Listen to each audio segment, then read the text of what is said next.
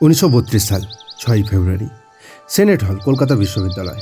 বাইরে তখন উৎসবের আমেজ, কিন্তু ভিতরে বইছে ঝড়ের পূর্বাভাস। মঞ্চে তখন দম্ভের সাথে দাঁড়িয়েছে ব্রিটিশ গভর্নর স্ট্যানলি জ্যাকসন। তিনি জানতেন না আজ এক বাঙালি মেয়ের হাতে তার মৃত্যুর পরোয়ানা লেখা হয়ে গেছে। গ্র্যাজুয়েশন গাউনের ভেতরে লোকানো একটা লেভেল 6 রিভলভার। তার রক্তে তখন জ্বলছে স্বাধীনতার আগুন। আচমকাই নিস্তব্ধতা ভেঙে গর্জে উঠল পিস্তল। প্রথম গুলি, দ্বিতীয় গুলি, তৃতীয় গুলি। পরপর 5টি গুলিতে কেঁপে উঠল ব্রিটিশ সাম্রাজ্যের ভিত। পুলিশ তাকে জাপড়ে ধরল, চুল ধরে টেনে হিজড়ে নিয়ে যাওয়া হলো তাকে। কিন্তু বিনা দাসের চোখে ছিল না কোনো মৃত্যু ভয়। পুলিশের লাঠির নিচে দাঁড়িয়েও তার শান্ত উত্তর ছিল, আমি শুধু আমার দেশের হয়ে প্রতিবাদ জানালাম।